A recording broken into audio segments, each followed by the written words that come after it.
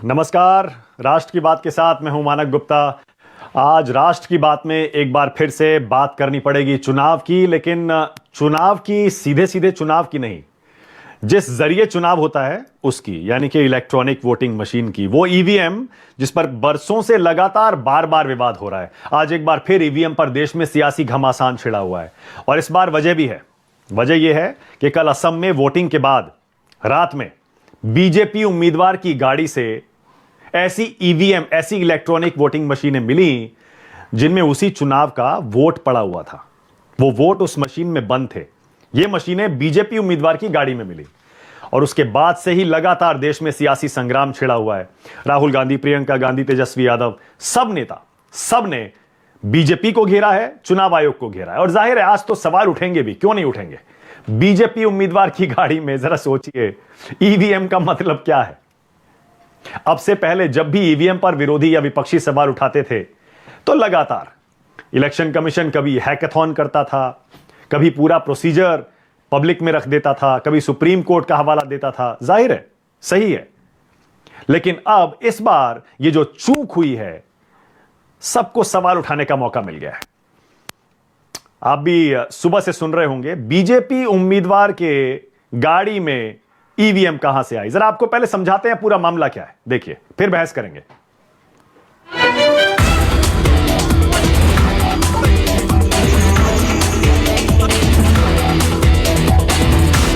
असम में बीजेपी प्रत्याशी की गाड़ी में ईवीएम मिलने के बाद चुनाव आयोग सवालों के घेरे में है। विपक्ष, खासकर कांग्रेस, चुनाव आयोग और बीजेपी को कटघरे में खड़ा कर रहे हैं। दरअसल असम के एक पत्रकार ने दावा किया था कि कार पथरकंडी सीट से बीजेपी उम्मीदवार कृष्णेंदु पाल की है। चुनावी हलफनामा भी तस्दीक कर रहा है कि ये गाड़ी बीजेपी प्रत्याशी कृष्णेंदु पाल की पत्नी के नाम पर है।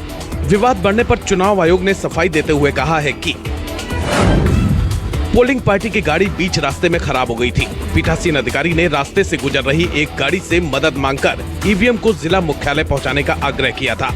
पोलिंग पार्टी को ये जानकारी नहीं थी कि गाड़ी बीजेपी प्रत्याशी की है। आयोग के मुताबिक ट्रांसपोर्ट प्रोटोकॉल तोड़ने पर पीठासीन अधिकारी से जवाब मांगा गया है। इस मामले में पीठासीन अधिकारी समेत 4 अफसर सस्पेंड कर दिए गए हैं। आयोग ने कहा है कि ईवीएम सही सलामत है, उसकी सील भी नहीं टूटी है। एहतियातन ईवीएम वाले बूथ पर पुनर्मतदान के आदेश दे दिए गए हैं और स्पेशल ऑब्जर्वर से विस्तृत रिपोर्ट मांगी गई है। चुनाव आयोग की सफाई पर कांग्रेस महासचिव प्रियंका गांधी ने बीजेपी और चुनाव आयोग पर करारा हमला बोला। प्रियंका ने ट्वीट किया कि क्या स्क्रिप्ट है। चुनाव आयोग की गाड़ी खराब हुई, तभी वहाँ एक गाड़ी प्रकट हो गई। गाड़ी भाजपा के प्रत्याशी की निकली। मासूम चुनाव आयोग उसमें बैठकर सवारी करता रहा।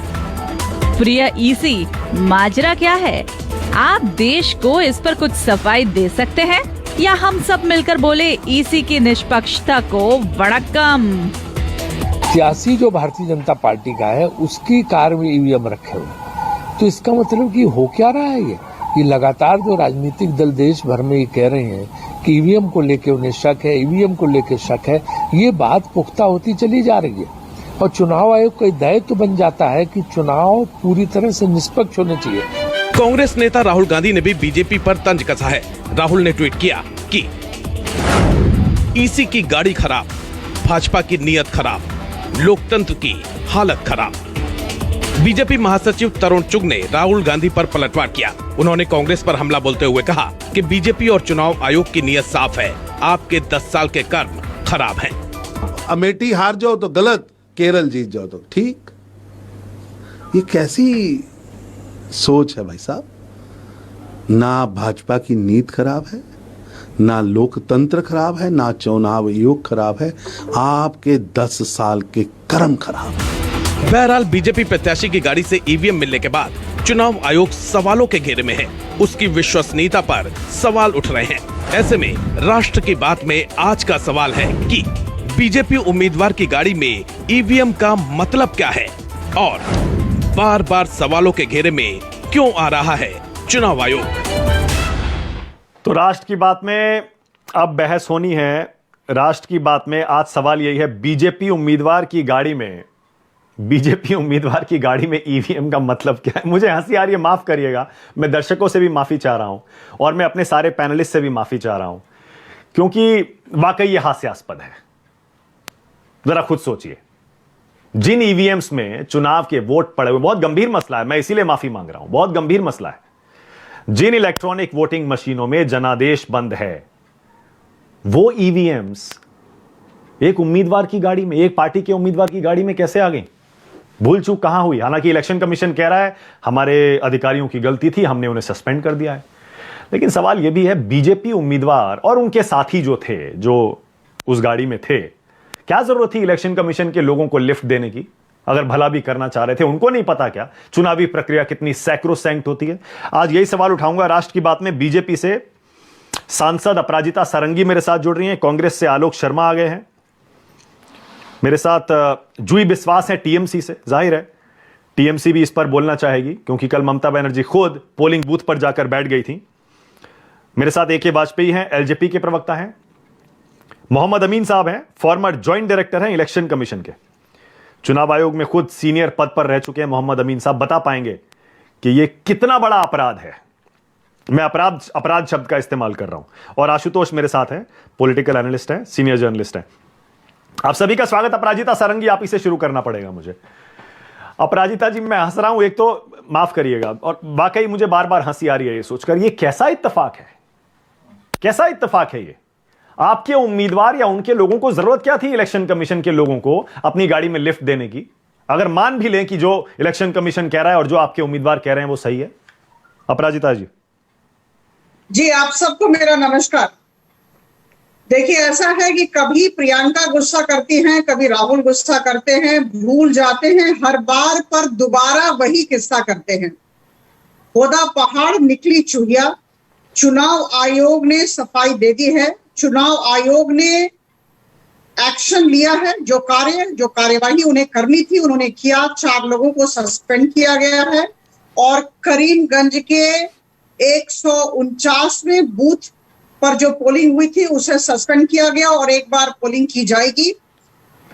गंभीर मसला है, होना नहीं चाहिए था, मैं मानती हूं इस बात को, लेकिन कभी कभी परिस्थिति ऐसी हो जाती है कि इस तरह के वारदात हो जाते हैं और मुझे लगता है कि चांस की बात है, मैं कहूंगी कि जो गाड़ी आ रही थी वो जो विधायक उम्मीदवार हैं बीजेपी के, उनकी पत्नी के नाम से रजिस्टर्ड था। बारिश हो रही थी जैसा कि हमें कहा गया और इनकी गाड़ी खराब हो गई। जो प्रिजाइडिंग ऑफिसर थे, जो पोलिंग पर्सनल थे, और उन्हें रुकना चाहिए था। जो सेक्शन ऑफिसर होते हैं, जो सेक्टोरल ऑफिसर होते हैं, वो थोड़ा रुक जाते और अपनी गाड़ी मंगाते।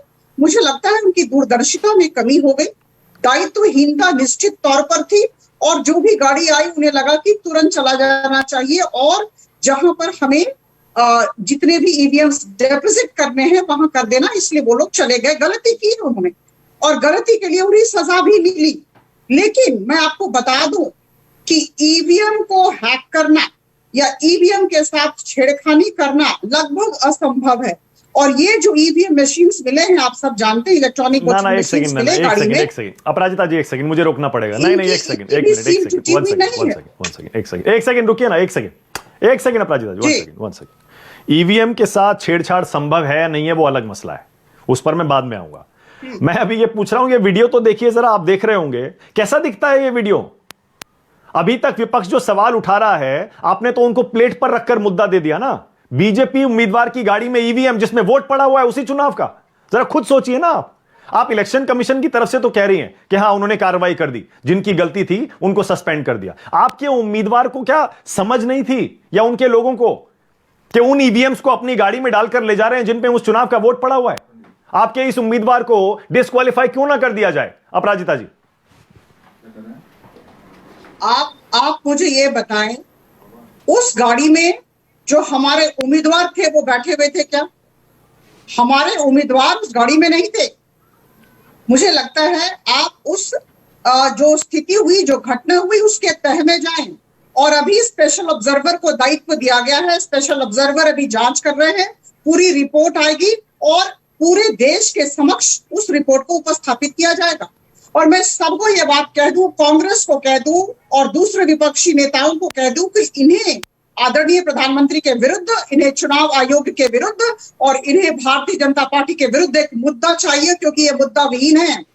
इनके पास कोई जमीनी मुद्दा चाहिए, नहीं मुद्दा है, आपने दे इसमें दिया ना। कोई मुद्दा अपराजिता जी, खोजते रहते हैं। इसमें किसी की कोई गलती देखिए- कहां से है मुझे जी। बताइए। नहीं एक सेकंड अपराजिता जी, नहीं इसमें किसी की देखिए- गलती कहां से है? मुद्दा आपने दिया ना, मुद्दा आपके उम्मीदवार ने दिया। आप मैं कह रहे हैं हमारे छोटी सी उम्मीदवार की बात कोई कहना गलती नहीं चाहती है। हूं। अरे उनकी पत्नी के मैं नाम पर छोटी गाड़ी सी है, बात कहना यानी चाहती उनके हूं। परिवार की गाड़ी है। क्या जरूरत थी उस गाड़ी में जो भी था, क्या जरूरत थी मुझे बताइए किसी को लिफ्ट देने की, ये जानते हुए कि उसमें ईसी के अधिकारी हैं जो लिफ्ट मांग रहे हैं और ईवीएम्स हैं उसमें। देखिए, ये दायित्वहीनता का प्रदर्शन है। मैंने माना, मैं मानती हूं और सब लोग मानेंगे। जो सच है वो सच है, जो गलत होता है वो गलत होता है। ऐसा हुआ कि ये जो हमारे प्रिजाइडिंग ऑफिसर और पोलिंग पर्सनल थे, इन्होंने अपने दायित्वहीनता का परिचय दिया, दूरदर्शिता नहीं थी इसका परिचय दिया। और जो व्यक्ति उस गाड़ी में था, हो सकता है उसे समझ में भी नहीं आया हो कि क्या हो रहा है, और बाद में पता चला कि ये जो बीजेपी के विधायक उम्मीदवार हैं, उनके पत्नी के नाम से ये रजिस्टर्ड है गाड़ी। मुझे लगता है आज के परिप्रेक्ष्य में आदरणीय प्रधानमंत्री जी, भारतीय जनता पार्टी और चुनाव आयोग की नीति और नियत पर प्रश्न चिन्ह लगाना बिल्कुल गलत है। और देखिए, ऐसा है कि प्रश्न चिन्ह लगाकर भी कांग्रेस क्या करेगी? ये वीडियो मैं- क्या मैं संदेश बात देता है बहुत मुझे बताइए ना। कहना ये चाहूंगी। वीडियो सिर्फ हिंदुस्तान नहीं, मैं दुनिया भर में बार-बार देखा ये जा रहा कहना होगा चाहूंगी। सोशल मीडिया पर। अपराजिता जी मुझे बताइए ना, एक मिनट मुझे बताइए ना, कितना प्रोफेशनल हमारा चुनाव कंडक्ट कराया जा रहा है। इससे पता लगता है ना ये तो, कि बताइए एक पार्टी के उम्मीदवार की गाड़ी में वो ईवीएम मिल रही है जिनमें वोट पड़े हुए हैं। सैक्रोसैंक्ट होती है चुनावी नहीं, ये प्रक्रिया। गलत हुआ, ये होना नहीं चाहिए कोई था। कांटेक्ट हम कभी भी दूर समर्थन नहीं तक एक करेंगे। पार्टी का जो उस चुनाव में हिस्सा ले रही है और जी। ईवीएम्स का नहीं होना चाहिए। क्या संदेश देगी बताइए बिल्कुल ये सही, तस्वीरें? मैं मानती हूं उस बात को, मैं मानती हूं, मैं समर्थन करती हूं। ऐसा नहीं होना चाहिए। कोई भी देश में ऐसा व्यक्ति नहीं होगा जो इस घटना का या इस तरह की दायित्वहीनता का समर्थन करे। लेकिन परिस्थिति कभी कभी ऐसी हो जाती है जब उस परिस्थिति पर हमारा नियंत्रण नहीं होता है और ऐसी बातें होती है। 5 राज्यों में इलेक्शन चल रहे हैं, चुनाव चल रहा है। चुनाव आयोग बड़ी तंदुरुस्ती के साथ, बड़ी सुदृढ़ता के साथ और अच्छी निगरानी रख रही है। ये ओके विश्वास अपराजिता हम जी, सब देना चाहते एक हैं। सेकंड रुकिएगा। और मुझे लगता है कि एक सेकंड ओके ऑलरेडी एक सेकंड। आलोक शर्मा, जब चुनाव आयोग ने पूरी कहानी बता दी और बाकायदा रिकॉर्ड पे बता दी, सोर्सेस के थ्रू नहीं बताई है। पहले कहा जा रहा था कि सोर्सेस से खबरें क्यों आ रही हैं। पूरा बयान जारी कर दिया।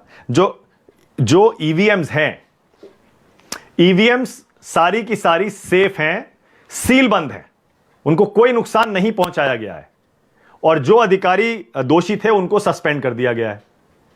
तो मान लीजिए ना, जिनकी गलती थी, ये तो होता है। इसमें इतना बड़ा मुद्दा बनाने की क्या जरूरत है? आलोक जी बोलिए। तो दिए हैं, अभी जरा थोड़ा सा समय मुझे दे दीजिएगा। 13 मिनट हो गए शो को शुरू हुए, बीजेपी की प्रवक्ता को बोलते हुए, और वो कहावत है ना, खिसियानी बिल्ली खंबा नोचे और उल्टा चोर कोतवाल को डांटे, वो वाला हाल हो गया बीजेपी का। आप मुझे बताइए, जिन लोगों ने उस गाड़ी को पकड़ा उनके ऊपर कौन सी धाराओं में केस दर्ज किया, जरा सारंगी मैडम बताएंगी? जिन लोगों ने कुकर्म किया उनको तो सस्पेंड करके और घर छोड़ दिया, और जिन लोगों ने उस कुकर्म को पकड़ा उनको जेल की सलाखों के पीछे डाल दिया। ऐसी क्या नौबत थी? कोई बटन दबाओ, कमल की पर्ची निकलती है। पर्यवेक्षक जो हैं वो बीजेपी के लोगों के होटल में बैठे मिलते हैं। आज ईवीएम जो है वो बारिश हो रही थी इसलिए वो बीजेपी के कैंडिडेट में जा रही थी। ये सब इत्तेफाक हैं, ये केवल बीजेपी के साथ होते हैं और किसी के साथ नहीं होते हैं। और इलेक्शन कमीशन के ऊपर तमाम लोग कह रहे हैं कि भाई गड़बड़ है, गड़बड़ है, गड़बड़ है। बीजेपी उसके लिए बचाव में खड़ी हो जाती है। आज तो हम सोच रहे थे रविशंकर प्रसाद जी कोई भारी भरकम प्रेस कॉन्फ्रेंस करेंगे, लेकिन ये सारे इत्तेफाक बीजेपी के साथ होते हैं और किसी के साथ नहीं होते हैं। एक ही फेज में 139 ईवीएम खराब हो जाना और खास खास जगह पर जाकर खराब होना, यह भी खास बात है। आप कहते हैं कि साहब मेरे पास 5-6 एग्जाम्पल हैं मानक गुप्ता जी, कौन कौन से, जहां पर कैंडिडेट को 6 वोट मिले, पूरे चुनाव में 6 वोट मिले। उसके अलावा बुलंदशहर का एक मुस्लिम गांव था जिसके अंदर सारी वोट बीजेपी को मिली थी। सुखराम जी के पोते जब चुनाव लड़े 2019 में, उनके पर्सनल गांव में 100 वोट नहीं मिले उनको। मुझे लगता है कि बहुत बड़ा घोटाला है, गड़बड़ है। आप कहते हैं हैकिंग की बात मान लीजिए, ये कर लीजिए। अरे दूर रख के कैसे हैकिंग होगी जब इलेक्शन कमीशन मिला होगा उनके साथ, और कुछ नहीं करने की जरूरत है। इलेक्शन कमीशन ये एक मशीन उठाए दूसरी रख दे, कौन पूछ रहा है? उस पर्ची के ऊपर 4 साइन होते हैं, छोटे छोटे इनिशियल्स होते हैं। अगर उस मशीन को आप बदल दें तो क्या होगा? इलेक्शन कमीशन से 50 लोगों ने आरटीआई लगाई कि कितनी ईवीएम्स ऐसी हैं जो यूज में हैं, कौन कौन सी ईवीएम बंगाल में जाएंगी, कभी जवाब नहीं आता है। 2019 के लोकसभा का वीवीपैट की पर्चियों का बिलान आज तक नहीं हुआ है। अभी बिहार का चुनाव हुआ था, हाई कोर्ट के आदेश पर 22 विधानसभाओं की ईवीएम सीज की पड़ी हुई हैं। आज आप भी खिसियानी बिल्ली की तरह, अपराजिता मैडम, आज भी कांग्रेस को ही कोस रहे हैं आप लोग। क्या ईवीएम के वकील आप हैं? क्या इलेक्शन कमीशन की वकील बीजेपी हो गई है? क्यों ना सवाल उठाए जाएं कि जहां पर बीजेपी चौड़े में हार रही होती है, दीवारों पे लिखा होता है कि बीजेपी हार रही है, वहां भी बीजेपी जीत जाती है। ओके, 12 सीट सूरत की गुजरात चुनाव में 12 की 12 बीजेपी जीत गई। लाखों व्यापारी वहां पर सड़क पे खड़ा होकर विरोध कर रहा था, लेकिन 12 की 12 जीत गई। एक और अंतिम बात कहना चाहता हूं मानक जी, इसकी भी जांच होनी चाहिए। ऑब्जर्वर सारे के सारे गुजरात और मध्य प्रदेश से क्यों गए हैं? वेस्ट बंगाल और आसाम की लिस्ट उठाइए, इलेक्शन कमीशन के मैक्सिमम ऑब्जर्वर्स 2 स्टेट से क्यों गए? इलेक्शन कमीशन को विशेष प्यार है क्या इन 2 राज्यों से? बाकी राज्यों से क्यों नहीं ऑब्जर्वर जाते हैं? क्योंकि ये धांधली करानी होती है बीजेपी। आलोक शर्मा, आज तो आपको बीजेपी पर नहीं, मुझे मानक जी आपकी बात पर नहीं मानक जी, मुझे मानक जी आपके एक वाक्य पर मुझे घोर आपत्ति है। आपने कहा आज विपक्ष को मौका मिल गया उठाने का सवाल, ये गलत बात है। आज बहुत से एंकर्स की नानी मर रही होगी, लेकिन आप तो सही है ना। अरे तस्वीरें ऐसी हैं, हर कोई सवाल उठाएगा, मैं खुद उठा रहा हूं, इसलिए कम से कम आप इस तरह की खुद उठा रहा हूं, इस्तेमाल ना करें। अरे मेरी बात तो सुनिए, मैं कह रहा हूं मैं खुद सवाल उठा रहा हूं। आज तो सबको मौका मिल गया, उसमें विपक्ष भी शामिल है। मेरा सवाल दूसरा है आलोक शर्मा, मैं ये कह रहा हूं एक काम करिए, फिर आप एक स्टैंड लीजिए और ये बताइए अब इसमें क्या होना चाहिए। या तो ये कहिए कि असम का पूरा चुनाव रद्द होना चाहिए, पूरा चुनाव बैलेट पेपर पे होना चाहिए, या फिर हमेशा हमेशा के लिए ईवीएम्स को ठंडे बस्ते में डालकर और आगे के सारे चुनाव बैलेट पेपर से कराने चाहिए। एक स्टैंड ले लीजिए आलोक शर्मा। देखिए, पूरी तरह से हमारे तो पार्टी का रेजोल्यूशन भी था कि बैलेट पेपर से चुनाव होने चाहिए। आप उठाइए कितने लोकल बॉडीज के इलेक्शंस हुए हैं जहां पर बैलेट पेपर से चुनाव हुए हैं, बीजेपी को मुंह की खानी पड़ी है। फरवरी 2017 में उत्तर प्रदेश में विधानसभा में बीजेपी जीती और 3 महीने के बाद सारे लोकल बॉडी चुनाव में हार गई। कारण क्या था? कारण केवल यह था कि ईवीएम की जगह बैलेट पेपर। आपने स्टैंड ले लिया। मानक जी, कांग्रेस का पुराना स्टैंड है, बैलेट पेपर से चुनाव होना चाहिए। बीजेपी की चोरी यहां पकड़ी जा रही है इलेक्शन कमीशन की। जिन 4 लोगों के खिलाफ आपने जिन लोगों को कहा कि हमने इनको सस्पेंड कर दिया, उनके खिलाफ मुकदमा दर्ज करके उनको अरेस्ट क्यों नहीं किया गया? अगर अरेस्ट करेंगे तो बीजेपी की विधायक जो वहां पर चुनाव लड़ रहा है उसकी सारी कारस्तानी सामने आ जाएगी। इसलिए उनके खिलाफ मुकदमा नहीं हुआ, उनको अरेस्ट नहीं किया गया और ना ही करेंगे। केवल सस्पेंड करके 2 महीने बाद बहाली का नोटिस आ जाएगा और कुछ नहीं होगा उसके खिलाफ। मैं समझ गया, यानी आलोक शर्मा और गंभीर आरोप लगा रहे हैं कांग्रेस की तरफ से। आलोक शर्मा कह रहे हैं कोई साजिश है। मोहम्मद अमीन साहब बताइए, आपने तो चुनाव आयोग में काम किया है, पहले मुझे प्रोसीजर समझाइए। थोड़ी बहुत स्टडी मैंने भी की है। एक ट्रांसपोर्ट का पूरा प्रोटोकॉल होता है कि ईवीएम को कैसे पोलिंग बूथ तक ले जाना है, उसके बाद वोटिंग होने के बाद कैसे उसे स्ट्रांग रूम तक पहुंचाना है। क्या हो गया था ऐसा, बताइए जरा, कि बिना जांचे परखे इलेक्शन कमीशन के अधिकारियों ने बीजेपी उम्मीदवार की गाड़ी में लिफ्ट ले ली। बड़ा अजीब सा लगता है सुनने में मोहम्मद अमीन साहब। कारण क्या था? कारण केवल यह था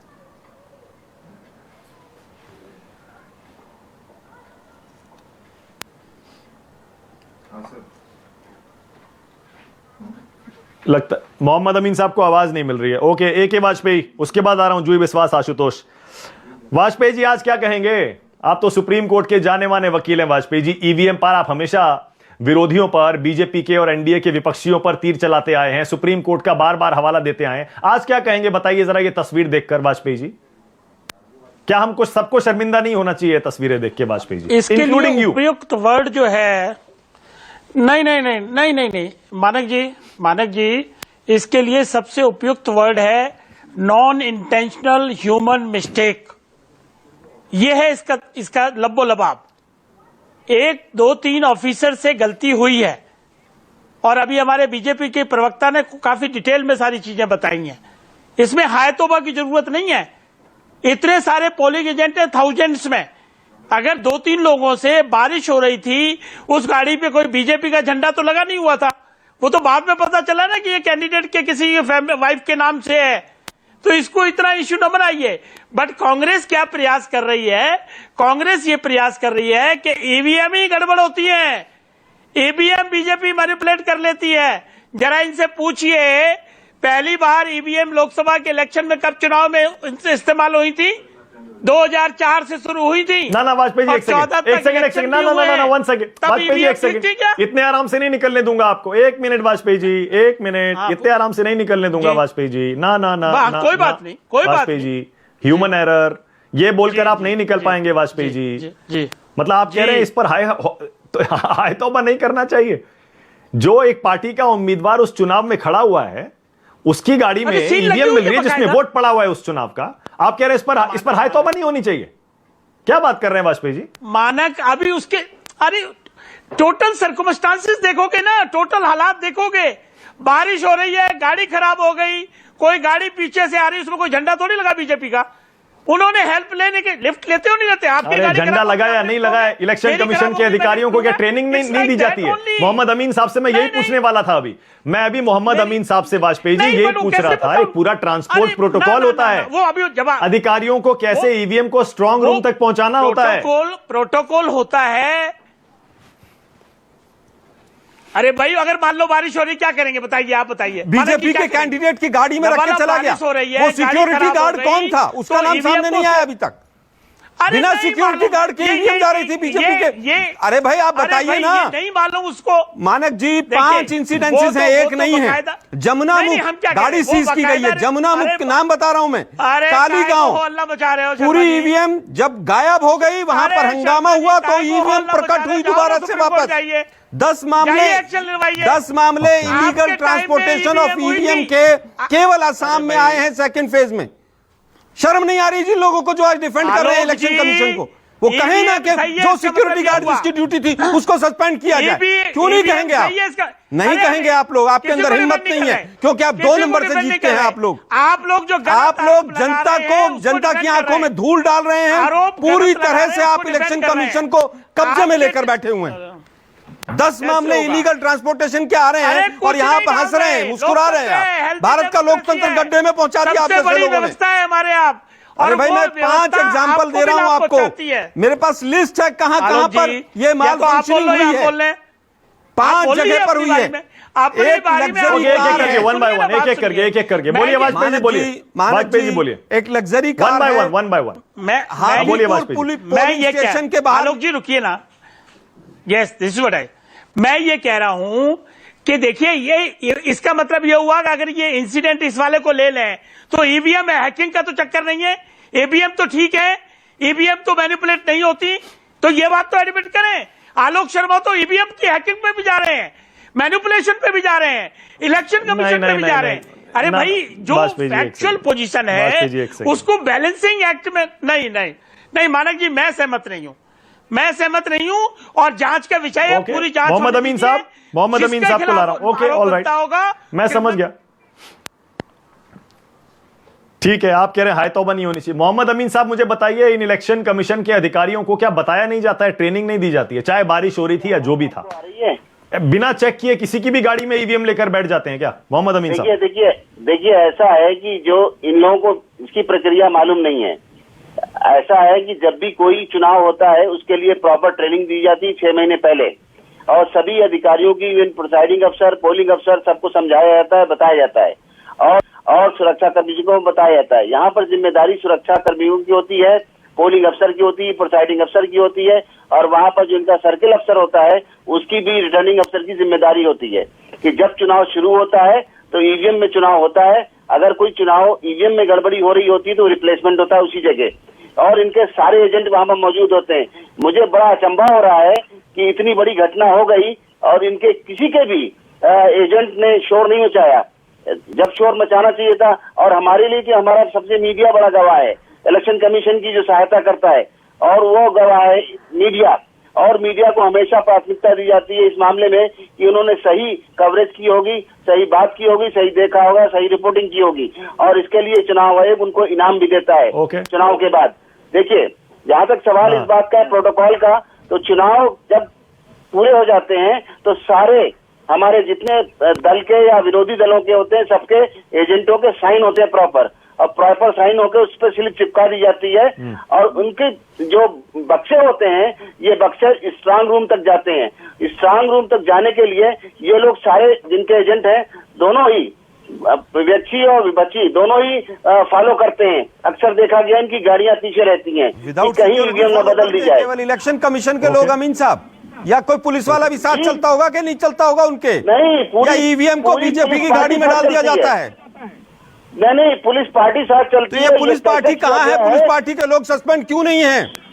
वहाँ का जो एरिया इंस्पेक्टर है वो सस्पेंड, एसएचओ सस्पेंड क्यों नहीं है? क्योंकि अगर ऐसा होगा तो पोल खुल जाएगी। पूरी बात करने दीजिए, पूरी बात करने दीजिए। आलोक शर्मा एक सेकंड, आलोक शर्मा 1 सेकंड, पूरी बात कर लें उसके बाद। हाँ बोलिए मोहम्मद अमीन साहब, क्या है ये? हाँ बोलिए बोलिए। उनको बर्खास्त कर दिया गया है। किसको बर्खास्त किया गया है? उनको एक भी पुलिस वाले को नहीं किया गया है। और जैसे ही मामला चुनाव आयोग के संज्ञान में आया अमीन है, साहब, एक भी पुलिस वाले को नहीं किया गया। कम से कम एसपी रैंक का अधिकारी सस्पेंड होना चाहिए।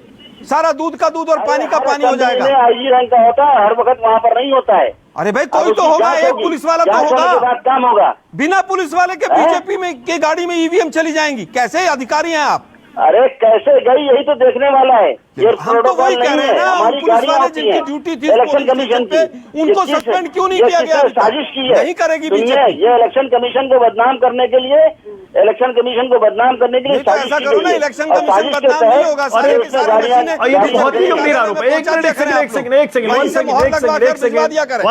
सेकंड, सबका ऑडियो बंद कर दीजिए। एक सेकंड, सबका ऑडियो बंद कर दीजिए, सबका ऑडियो बंद कर दीजिए। मोहम्मद अमीन साहब, क्या बात है, बहुत बढ़िया। अब आप आए असल मुद्दे पर। मोहम्मद अमीन साहब जो कि चुनाव आयोग में काम कर चुके हैं, कह रहे हैं कि इलेक्शन कमीशन के खिलाफ किसी की साजिश है। ये इलेक्शन कमीशन के अधिकारियों की गलती मानने के बजाय मोहम्मद अमीन साहब आप कह रहे हैं किसी ने साजिश कर दी और उनको मतलब उनकी गाड़ी का एक्सीडेंट, जो खराब हो गई गाड़ी, किसी ने गाड़ी खराब करवा दी, फिर बारिश करवा दी, फिर बीजेपी उम्मीदवार की गाड़ी में आपको लिफ्ट दिलवा दी और उसके बाद भीड़ ने आपको पकड़ लिया उन अधिकारियों को। ये कैसे बिक गए, क्या हुआ, ये नहीं पता है। ये जांच का विषय है। इलेक्शन कमीशन किसी भी एंगल से छोड़ता नहीं है किसी में निष्पक्ष चुनाव कराने के लिए। ये कैसे मशीनें गई, कई बार तो आपने देखा होगा, एक आध बार और इससे पहले भी वाकये हुए हैं कि प्रिसाइडिंग अफसर मशीन को अपने घर ले गया। अरे सर, आप अगले दिन चुनाव था। कभी कभी गलतियां हो जाती हैं और ये प्रिसाइडिंग अफसर। ओके, एक सेकंड, आशुतोष को लाइए, उसके बाद जूही विश्वास आ रहा हूं मैं। ओके, मैं समझ गया सर। लेकिन ये अगर आप साजिश का आरोप लगाएंगे ना, तो उल्टा घूमकर आरोपों के घेरे में चुनाव आयोग ही खड़ा होगा। क्योंकि ऐसी कैसी चुनावी प्रक्रिया आशुतोष, अगर ये साजिश भी है तो क्या ईवीएम मिल रही है, बताइए बीजेपी उम्मीदवार की गाड़ी से? आशुतोष। नहीं, मुझे तो बड़ी हंसी आ रही है कि मोहम्मद अमीन साहब की बातों को सुनकर कि कोई साजिश इलेक्शन कमीशन को बदनाम करने की। वो खुद ही इस बात को कह रहे हैं कि हर गाड़ी के साथ एस्कॉर्ट गाड़ी चलती, सिक्योरिटी चलती है। अगर मान लीजिए इलेक्शन कमीशन की वो गाड़ी जिसमें इस ईवीएम को लेके जाया जा रहा था, अगर वो खराब भी हो गई तो पुलिस की गाड़ी थी एस्कॉर्ट, तो उसमें आप डाल लेते, उस जो स्कॉट गाड़ी है उसमें डाल लेते ना। आपको दूसरी बीजेपी के कार्यकर्ता की या बीजेपी के कैंडिडेट की गाड़ी में जाने की जरूरत क्यों है? मुझे लगता है कि हमको कभी कभी एक्सेप्ट करना चाहिए कि गलती हुई या नहीं हुई, निष्पक्ष जांच होनी चाहिए। बिना जांच के पहले ही आप उनको क्लीन चिट दे रहे हैं और आप कह रहे हैं कि वो जो है उनके इलेक्शन कमीशन के खिलाफ साजिश है। और खुद ही आमीन साहब ये भी कह रहे हैं कि स्कॉट चलता है, सिक्योरिटी चलता है। अगर स्कॉट सिक्योरिटी चलता है तो गाड़ी खराब हुई है तो उसमें रख लेते आप या वेट करते आप। ये तो इलेक्शन कमीशन सिखाता है ना। आप रुक जाते वहां पे, आप दूसरी गाड़ी का इंतजार करते। आज के जमाने में सेलफोन का जमाना है, स्मार्टफोन का जमाना है। आप मैसेज देते, दूसरी गाड़ी आती, दूसरी गाड़ी का वेट करते। इतने देर में तो कोई बहुत कुछ हो नहीं जाता। तो अगर बीजेपी नेता की गाड़ी के अंदर अगर ये इस तरीके से अगर ईवीएम पाई जाती है तो ये अपने आप में बहुत ही मैं तो ये नहीं कहूंगा खतरनाक बात है, लेकिन बहुत संवेदनशील मसला है। उल्टा मान लीजिए, अगर मान लीजिए बीजेपी की गाड़ी में, बीजेपी के कैंडिडेट की गाड़ी में ईवीएम नहीं होता, कांग्रेस की कैंडिडेट की गाड़ी में ईवीएम होता, तब क्या होता? क्या तब भी यही कहते? मुझे बड़ी हंसी आती है कि जब भारतीय जनता पार्टी के लोग जो हैं वो चुनाव आयोग को डिफेंड कर रहे हैं। भाई चुनाव आयोग को डिफेंड करने का तो कोई प्रश्न ही नहीं उठता। भारतीय जनता पार्टी ये कह सकती है कि हमारी गाड़ी आ रही थी, उसने देखा भाई ये परेशान है, हमने अपनी गाड़ी में उनको जगह दे दी, बात समझ में आती है। लेकिन आप इलेक्शन कमीशन को डिफेंड कर रहे हैं, तो इलेक्शन कमीशन को डिफेंड करने का कोई प्रश्न ही नहीं उठता यहां पे। अच्छा आशुतोष, एक second, let me play devil's advocate. मैं दूसरी तरफ का सवाल पूछता हूं। चलिए मैं मानता हूं, चलिए आप और मैं हैं, ठीक है, ओके, लेट्स इमेजिन आप और मैं हैं उस गाड़ी में इलेक्शन कमीशन की, और हम लोग हैं जो ईवीएम ले जा रहे हैं, और हम लोग पूरे काफिले के साथ जा रहे हैं। 100, 125, 150 गाड़ियां होती हैं, और उनके साथ तीनों पार्टियों के पोलिंग एजेंट्स की गाड़ियां भी चल रही हैं। बारिश हो रही है, दूर दराज का इलाका है, हमारी गाड़ी खराब हो जाती है, और बारिश हो रही है, हमें ये ध्यान रखना पड़ेगा, और शायद सिक्योरिटी रीजंस भी होंगे। तो ऐसे में क्या हम बारिश में वेट करें? क्योंकि जहां तक मेरी जानकारी है, इलेक्शन कमीशन का स्टेटमेंट यह बताता है कि उन्होंने इन्फॉर्म कर दिया था, दूसरी गाड़ी आ रही थी, लेकिन शायद तब तक वो वेट नहीं कर पाए, जहां तक मेरी जानकारी है। तो क्या हो सकता है छाता ना हो या सिक्योरिटी इनफ ना हो, उन्हें वहां पर इनसिक्योर फील हो रहा हो, डर लग रहा हो, क्योंकि दूर दराज का इलाका था। तो ऐसे में क्या उनको बेनिफिट ऑफ डाउट दिया जाना चाहिए क्या, आशुतोष? मानक, आप खुद कह रहे काफिला चलता है, यही तो मैं मोहम्मद अमीन साहब की बातों को सुन के मैं बोल रहा हूं। अगर एस्कॉर्ट चलता है, सिक्योरिटी चल रही है, तो एक गाड़ी नहीं होगी ना, कई गाड़ियां होंगी। अगर इलेक्शन कमीशन की वाली गाड़ी अगर खराब हो गई, सारी गाड़ियां एक साथ खराब हो गई, इलेक्शन कमीशन की गाड़ी अगर खराब हो गई है तो एस्कॉर्ट की गाड़ी में रख लेते, उसमें कौन सी बड़ी बात थी। और मुझे लगता है कि लेकिन आपको गाड़ी मिलती जो बीजेपी के कैंडिडेट की गाड़ी है, तो संदेह नहीं पैदा होता है। ये संदेह तो पैदा होगा ना। मैं ये नहीं कहता हूं कि कोई षड्यंत्र है, लेकिन जो गंभीर विषय है। नहीं, अमीन साहब, मैंने आपको डिस्टर्ब नहीं किया। मेरा सवाल इस बात को लेकर यह है कि पुलिस की सिक्योरिटी अगर साथ में चल रही थी, तो जो ईवीएम वाली गाड़ी खराब हुई थी, वो ईवीएम वाली गाड़ी से ईवीएम निकाल के पुलिस की गाड़ी में रख लेते, सिक्योरिटी में रख लेते। और अगर प्रोटोकॉल इस बात की इजाजत नहीं देता है, तो जहां पे गाड़ी खराब हुई थी वहीं पे गाड़ी खराब करके रोकते, और रुकने के बाद अगली गाड़ी आने का इंतजार करते, वेट करते। ये तो प्रश्न है ना। बजाय उसके, ठीक है, बिल्कुल सही। ये कह रहे हैं कि इलेक्शन कमीशन की छवि को खराब करने की कोशिश की जा रही, मतलब ये बहुत ही हास्यास्पद बात। पहली बार हुआ है, ये बहुत गंभीर विषय है। और किसी हालत में हमारी मशीनें दूसरी गाड़ी में नहीं जाना चाहिए। मानक जी, पहली बार नहीं हुआ। आसाम में 10 मामले हैं ऐसे जो रिपोर्टेड हैं, पहली बार नहीं हुआ है अमीन साहब। ओके, जुई विश्वास, तो ये मत 10 मामले माफ करिएगा, जुई विश्वास, एंड में आपके पास आ रहा हूं, क्योंकि कल 1 सेकेंड, आलोक जी 1 सेकेंड रुकिएगा, 1 सेकेंड, एंड में आपके पास आ रहा हूं। कल भी हमने ममता बनर्जी पर पूरा डिबेट किया था। कल ममता बनर्जी पोलिंग बूथ पर बैठ गई थी, सुरक्षा बलों पर आरोप लगा रही थी, चुनाव आयोग तो खैर आपके निशाने पर है ही।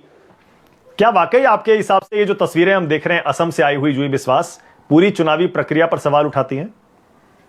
जी जरूर। पहले तो मैं कहना चाहूंगी कि ये जो हादसा यहाँ पर हुआ है, ये जानबूझ के किया गया है या कैसे हुआ है, इसका पूरा छानबीन होना चाहिए, पूरा जांच होना चाहिए।